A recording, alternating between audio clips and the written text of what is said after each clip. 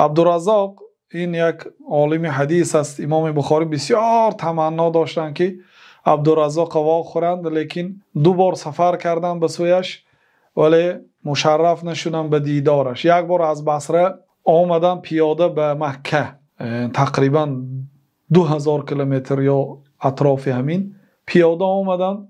وقتی که به مکه آمدن کسی گفت که عبدالرزاق از دنیا گذشت. عبدالرزاق در یمن است، بعد مکه بعد باز به یمن باید سفر کنیم. بعد گشته به عراق آمدن. وقتی که به عراق آمدن یک آدم قسم خورد که عبدالرزاق زنده است. ببینید امام بخاری امام دنیا هستند، عمرشان در سفر گذشت. از بخارا بعد 16 سالگی سفر شروع کردن تا 62 سالگی در سفر بودن. علم در سفر آموختند. علم وقتی که در شهرتان میشنید علم نمی بیاد.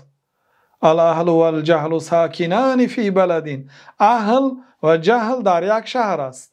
در آن شهری که اهلتان است در آنجا جهل است. باید سفر کنید برای طلب علم.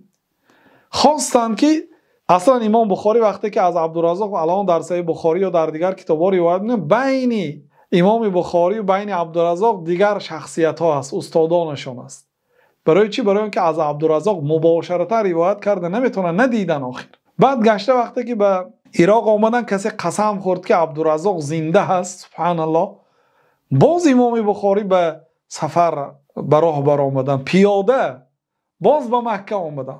وقتی که به مکه آمدن و سفر از طریق مکه بود، یعنی وقتی که انسان به مکه از مکه میگذرد باید یک عمره کند، آخر سفر غنیمت داند، یک عمره میکنید با دوام میتید. عمره جای جمعشوی مسلمان ها بود. بعد در آنجا یک آدم دیدن که گفت که عبدالرزاق وفات کرده است، من در جنازش اشتراک کردم. دیگر امام بخاری بعد برگشت. ببینید 2 بار کوشش کردن که اون آدم هایی که بین امام بخاری و بین عبدالرزاق است افتانند و مباشرتا از عبدالرزاق روایت کنند، ولی برایشان این امکانیت دست نداد.